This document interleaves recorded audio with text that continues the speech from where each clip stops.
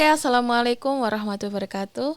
Kali ini ketemu lagi dengan saya, Stevi Prasasti Anggraini, di podcast kita di Ruang Ini. Oke, ini adalah podcast jurusan Arsitektur Universitas Islam Indonesia.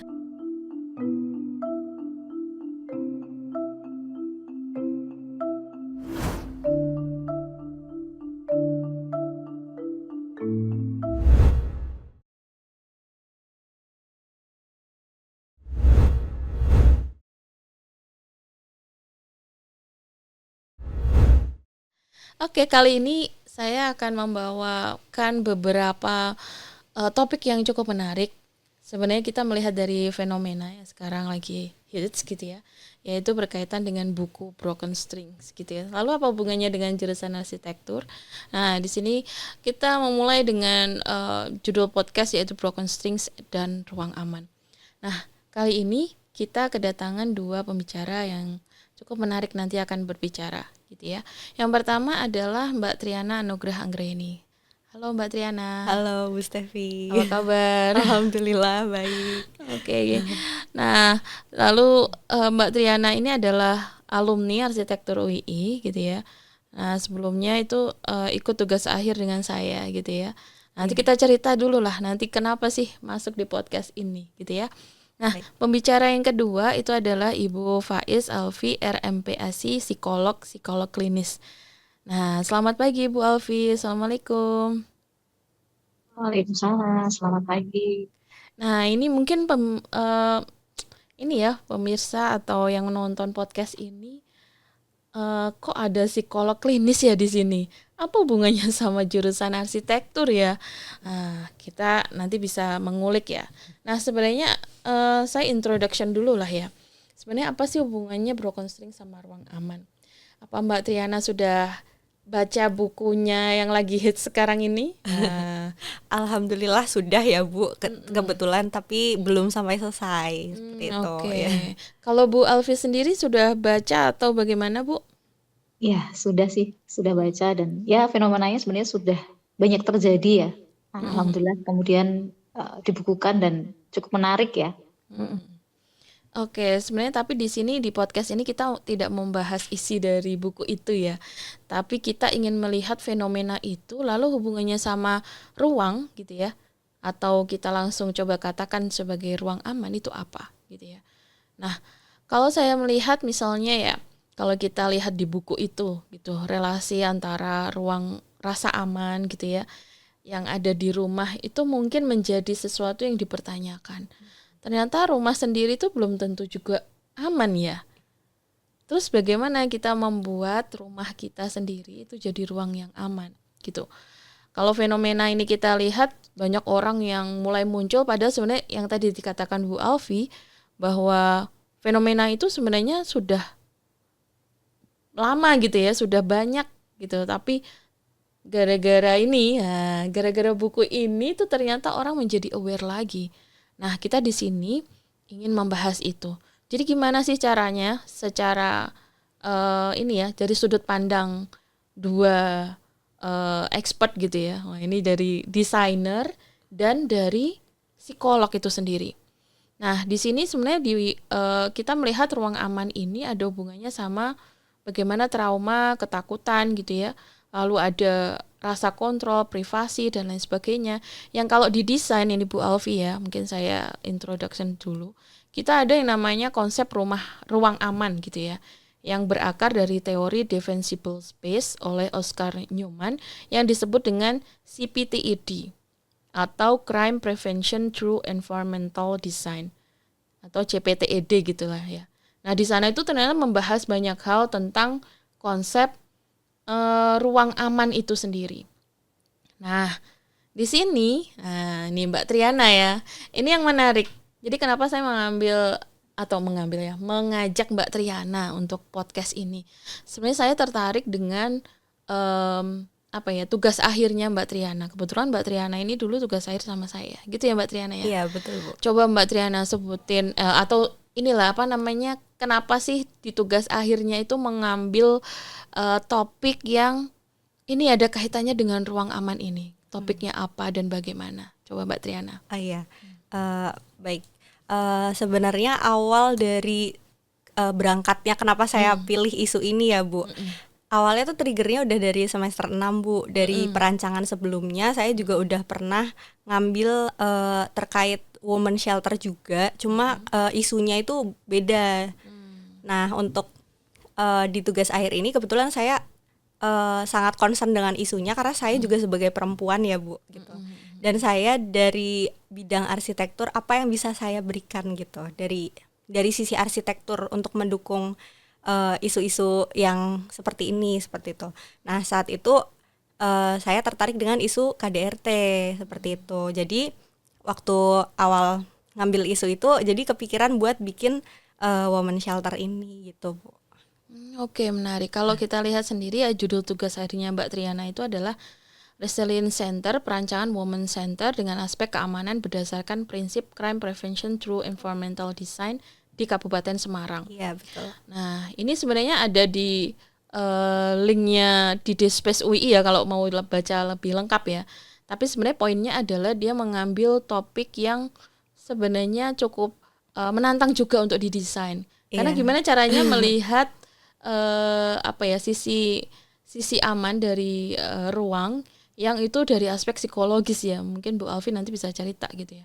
Nah, sebenarnya tapi lebih ini dulu nih.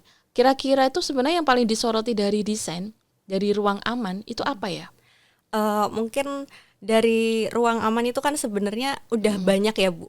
Udah ada banyak udah ada tempatnya gitu, pusat rehabilitasi, banyak yang kita tahu. Cuma pusat rehabilitasi itu punya image yang kaku, tertutup seperti itu. Sedangkan kalau dari dalam proses perancangan ini, saya juga harus mewawancarai dari Bu Alfi juga, itu sebenarnya kebutuhan dari penggunanya itu malah berbanding kebalik dengan pusat rehabilitasi yang selama ini kita lihat seperti itu Bu.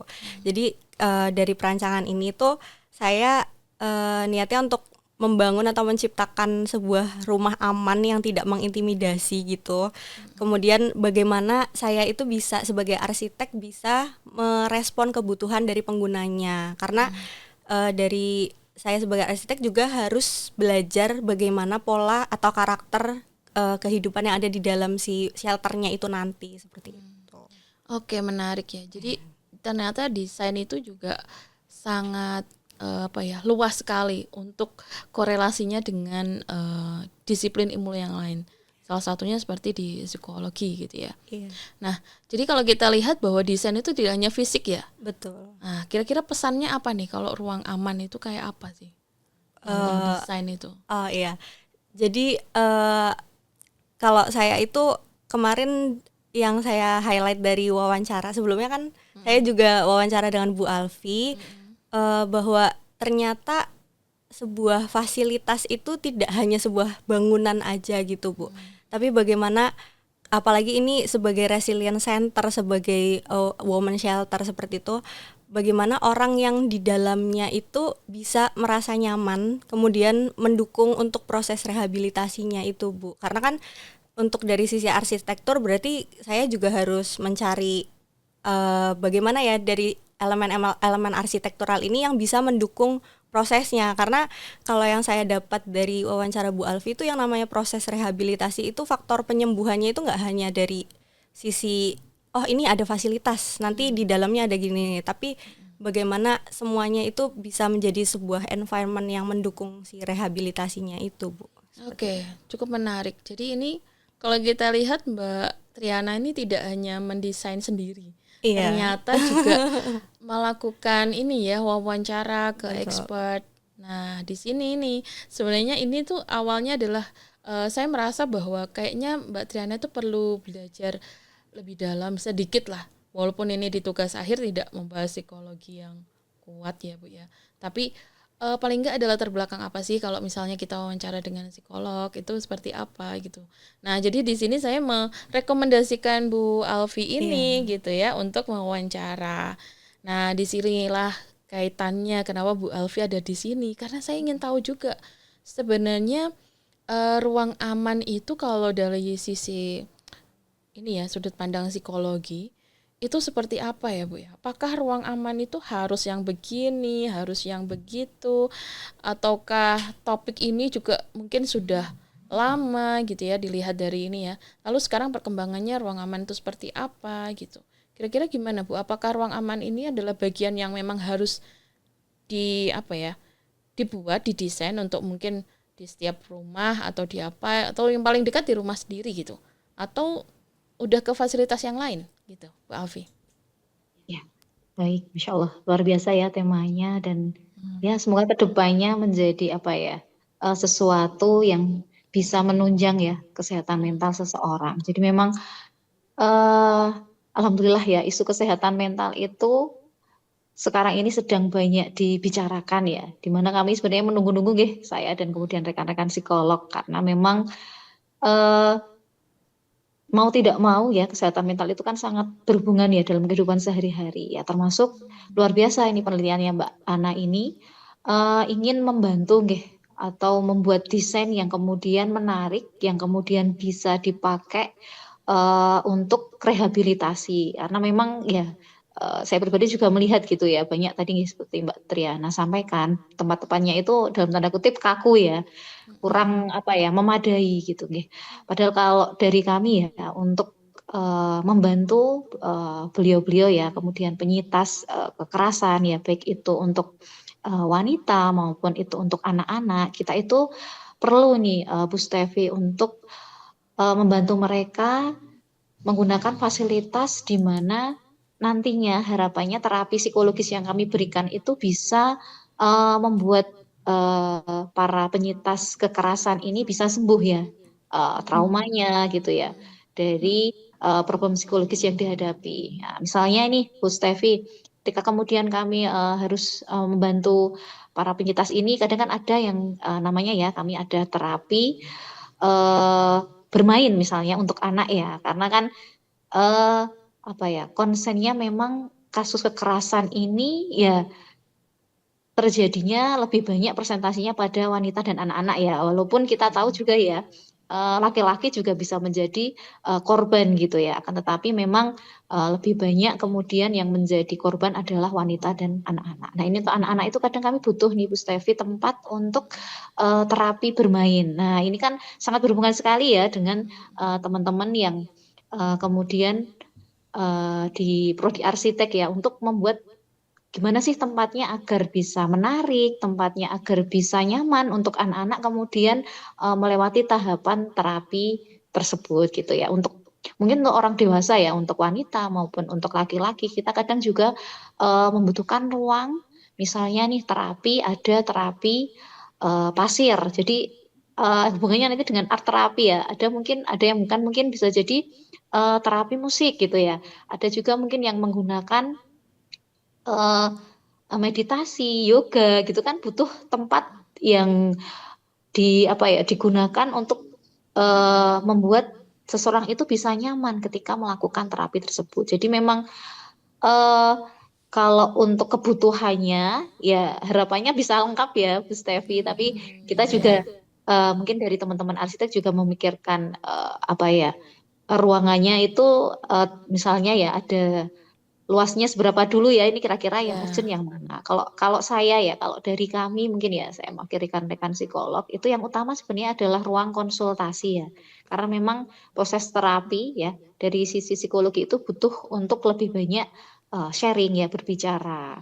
Nah, kemudian yang kedua mungkin mau tidak mau ya segala sesuatu kan berhubungan dengan yang maha kuasa. Jadi kalau dari kami ini butuh ruangan di mana salah satunya ada tempat ya, salah satunya ada tempat untuk eh, beribadah mungkin ya. Di situ nanti bisa eh, digunakan untuk misalnya nanti ada kegiatan-kegiatan keagamaan. Misal kalau Muslim nanti ada kita bisa menggunakan terapi melalui mengaji gitu ya, atau terapi-terapi yang lain yang berhubungan dengan kegiatan keagamaan seperti itu. Nah itu minimal mungkin kalau misalnya tadi nggih Bu Stevi menanyakan di rumah, nah itu bisa ya kita kalau bisa usahakan sebisa mungkin di rumah itu ada ruang ibadah seperti itu sih kalau kami sarankan gitu. Oke, cukup menarik ya Bu.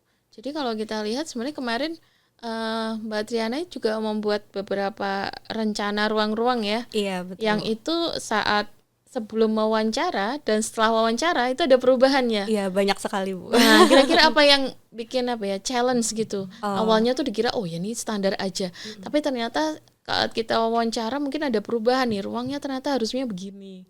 Gimana tuh Mbak Triana? Iya, mungkin ini salah satu yang menurut saya paling membekas ya Bu dari konsultasi setelah konsultasi dengan Bu Alfi.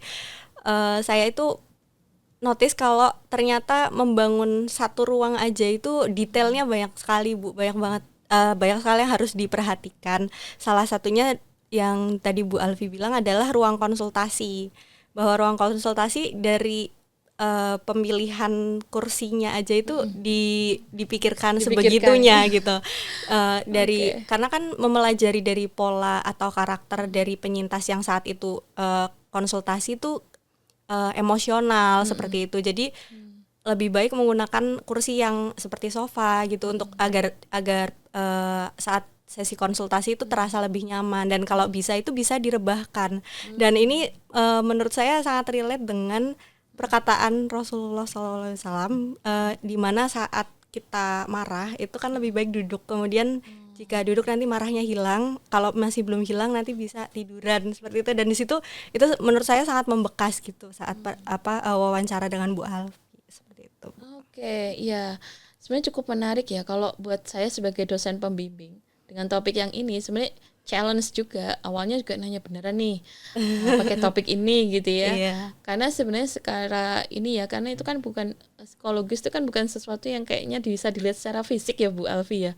Jadi sesuatu yang ya itu ya tadi jiwa gitu, yang kita tuh kadang gimana ya harus merasakannya tuh seperti apa. Tapi mungkin dari wawancara itu mungkin ya kita meresponnya gitu ya dari furniture, dari tadi yang mungkin yang standarnya dulu, lalu sebenarnya kebutuhannya tuh lebih banyak ke mana. Iya. Nah, oke, setelah ini kita coba lebih detail ya. Iya, boleh. Baik. Nah, tadi kita udah membahas tentang ini ya, ada kebutuhan dasar dari furniture, dari standar. Nah, kira-kira sebenarnya kemarin itu menggunakan pendekatan apa ya kalau dari sebuah desain? Tadi kan kita spill nih CPTED. Nah, sebenarnya itu apa gitu ya. Nah, ini mungkin Mbak Triana bisa cerita dulu.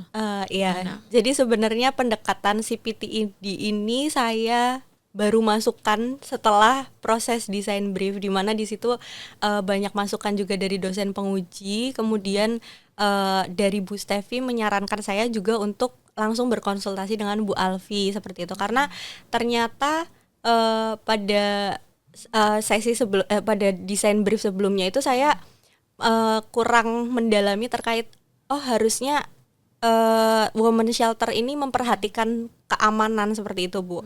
Nah, pendekatan CPTED yang menurut saya ini cocok karena dari poin-poin yang ada di CPTED-nya itu sendiri memperhatikan secara arsitektur tapi terkait keamanannya itu. Karena yang saya dalam prosesnya saya jadi tahu bagaimana penyintas-penyintas ini ternyata memang butuh keamanan, karena belum tentu pelakunya itu juga sudah dihukum atau seperti apa gitu, tapi masih berkeliaran seperti itu Bu. Jadi dari salah satu spill-spillan dari dosen penguji juga katanya ada yang sampai ngejar atau seperti apa. Itu kan sebuah pola perilaku yang harus saya perhatikan untuk mendesain sebuah ruang aman ini, karena kan untuk mewadahi penyintas atau korban itu, karena terutama dari perempuan dan anak-anak di bawah umur seperti itu. Oke, mungkin dari sisi psikolog nih Bu Alfi, sebenarnya kasus-kasus seperti ini itu fenomenanya seperti apa sih Bu? Apakah memang nantinya itu ya, karena sebenarnya kemarin itu di desainnya Triana itu dia kan membuat alur ya. Iya. Seperti saat ada kejadian misalnya, lalu dia, karena ini rumah aman ya, artinya dia di sana mungkin sebelumnya sudah ada proses atau dan lain sebagainya gitu ya. Dan di situ juga ada ruang konsultasi untuk psikolog juga. Nah, tapi sebenarnya dilihat dari kacamata psikolog itu sebenarnya kasus ini tuh bagaimana, dan apakah memang setelah ada kejadian itu harus di ruang aman atau bagaimana ya Bu? Ya, kalau proses konseling itu juga butuh apa ya, waktu ya. Jadi memang mungkin untuk misalnya ada tempat ya tadi ya, shelter gitu ya untuk rehabilitasi, mungkin sebelumnya tetap harus konsultasi dulu ya di awal. Artinya prosesnya mungkin cukup lama gitu ya. Nanti bertahap ketika kemudian eh, kita membutuhkan untuk tadi nggih ada ruang untuk terapi gitu. Nah, itu nantinya kita baru akan membersamainya, eee, ya mungkin nanti ada jadwal-jadwal ya, dulu sempat saya sharing-kan juga sama Mbak Ana gitu ya. Mungkin dalam 1 hari nanti, eee, hari ini kita menggunakan ruang ini misalnya ya, untuk terapi ini gitu ya. Nanti ruangan ini nanti ada waktu untuk istirahat, ada waktu jeda gitu kan. Kan tetap apa ya, di ruang rehabilitasi itu sendiri nantinya penyintas juga tidak mungkin full gitu ya untuk terapi, untuk konseling ya. Ada ruangan mungkin untuk apa ya, kalau bahasa kita mungkin muhasabah diri ya, apa sih yang sudah saya lakukan, apa sih yang bisa saya maksimalkan lagi ya untuk bisa sembuh dari problem ini gitu ya. Karena gini, Bu Stefi dan juga Mbak Ana ya, problem psikologis itu memang tidak seperti problem fisik ya. Misalnya kita sakit nih, sakit batuk gitu ya, dapat obat ya kalau di dokter A mungkin alhamdulillah sembuh nih 3 hari gitu, sudah sembuh. Tapi kalau untuk problem psikologi ini memang tidak bisa, apa ya, dalam tanda kutip, instan gitu ya. Jadi, butuh proses untuk bisa kemudian sembuh di mana. Nah, eee, kami juga kadang membutuhkan peran dari keluarga gitu nggih. Jadi kalau gambaran saya sih selain penyintasnya, itu kadang kami juga ada namanya terapi keluarga ini Bu Stefi, Mbak Ana. Jadi Gitu. bisa jadi nanti ada orang lain yang kemudian masuk ke dalam situ untuk apa ya, membantu penyintas ini dalam proses terapi tersebut gitu. Jadi kita tidak tidak hanya penyintasnya saja, tetapi kadang-kadang kita juga membutuhkan support system ya dari keluarga gitu. Karena memang problem psikologi ini ketika seseorang kemudian masih ada keluarga gitu ya, keluarga tidak harus ayah ibu ya, bisa kemudian ada om, tante, pak de, atau bisa jadi teman, sahabat, itu juga bisa jadikan support system gitu ya. Karena ini salah satu hal yang kemudian ketika seseorang ya, Bu Stefi dan Mbak Ana, ketika punya problem itu bisa maksimal sembuh itu biasanya malah ketika kemudian dia mempunyai support system ya. Artinya setelah dari tempat tersebut harapannya orang-orang di sekitarnya itu bisa membantu untuk mengkondisikan mentalnya kembali gitu ya. Jadi kayak apa ya Mbak ya, mungkin Bu Stefi dan juga Mbak Ana kayak ada pagarnya gitu ya. Ketika ada orang lain yang mau ganggu lagi itu ada bentengnya gitu ya. Bahkan seperti itu. Jadi eh, kalau fenomena ini itu ya sebenarnya sudah banyak terjadi nggih Bu Stefi, Mbak Ana di luar sana, akan tetapi mungkin masih belum banyak apa ya, orang-orang yang kemudian peka, orang-orang yang kemudian bisa membantu ya di lingkungan sekitar gitu. Jadi untuk kesembuhan ini memang harus banyak dukungan dari orang-orang sekitar. Tadi nggih salah satunya memang support system itu penting sekali gitu. Jadi mungkin ada tambahan masukan nggih mungkin kalau dulu saya belum sampaikan nggih Mbak Ana. Jadi memang ada orang-orang yang kemudian nantinya kita butuhkan ya saat proses terapi itu juga direhabilitasi. Karena saya melihat mungkin selama ini ya Bu Stefi dan Mbak Ana nggih, orang-orang yang terlibat itu mungkin direhab ya hanya beliau-beliau yang kemudian berada di sana. Mungkin bisa jadi keluarga itu terbatas ya untuk bisa masuk, untuk bisa kemudian membantu penyintas tersebut gitu. Iya, cukup menarik ya, Bu. Jadi artinya sebenarnya ini ada banyak hal yang harus dipertimbangkan. Makanya Iya, sebenarnya betul. saya melihat topik ini tuh juga awalnya tuh berat gitu ya. Karena Iya, itu kan tidak bisa dilihat secara fisik. Apalagi tadi ada ruang-ruang yang memang sangat sensitif ya. Mungkin harus dengan standar atau cara-cara yang khusus dan sebagainya. Dan apalagi tadi ada tambahan bahwa ternyata perlu juga mensupport tidak hanya penyintas tapi juga keluarga penyintas. iya, Nah, sehingga ruang aman ini juga harus memenuhi standar-standar itu ya. iya. Nah, ini juga cukup menarik ini ya. Nah, sebenarnya terakhir nih ya, Bu. antara desain dan jiwa. Wah, ini ada desain dan jiwa gitu ya.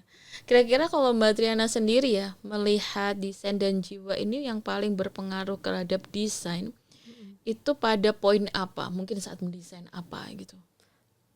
Mungkin pada saat mendesain bentuk bangunannya ya Bu. Oh, oke. Karena ya itu tadi awal mula trigger kenapa saya mau membangun ini kan karena pusat rehabilitasi itu image-nya kaku gitu. Sedangkan yang namanya eh, rehabilitasi itu bangunan itu menurut saya atau ruang ya mungkin itu menjadi first impression bagaimana orang itu saat masuk merasa nyaman, merasa tenang seperti itu. Sehingga saat proses konsultasi atau proses terapi itu akan nyaman seterusnya karena eh, ruangan itu atau bangunan itu kan visual pertama seperti itu menurut saya sih seperti itu Bu. Oke, jadi kalau kita lihat desain tanpa empati itu bisa saja memperparah. Saya nggak tahu ya.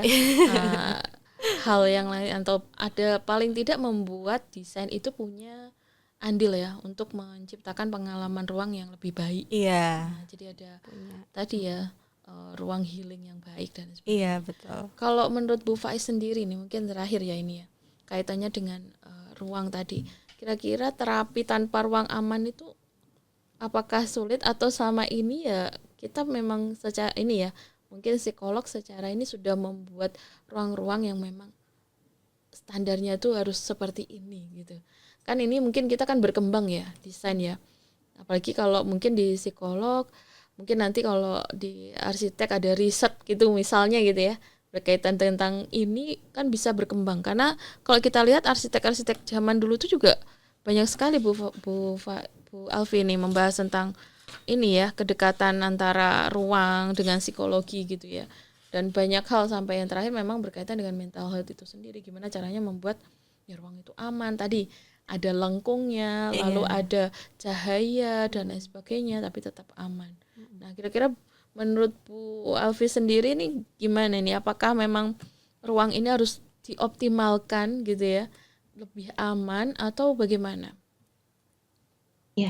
Ya, harapannya nantinya bisa terus berkembang ya Bu Stevi dan Mbak Hana. Jadi harapan kami ya tempat rehabilitasi itu tidak hanya sekedar untuk pengobatan ya, tetapi juga kan di sini sebenarnya mereka itu butuh rasa aman. Jadi ya luar biasa sekali kalau dari teman-teman arsitek bisa membantu kami kemudian untuk menciptakan tadi nggih, memang sangat betul sekali ya Mbak Ana, visualisasi pertama gitu ya selain ketemu psikolognya itu ya, itu juga ruangan itu sangat berpengaruh sih menurut saya. Kemudian Iya, betul. pencahayaan gitu, bagaimana kemudian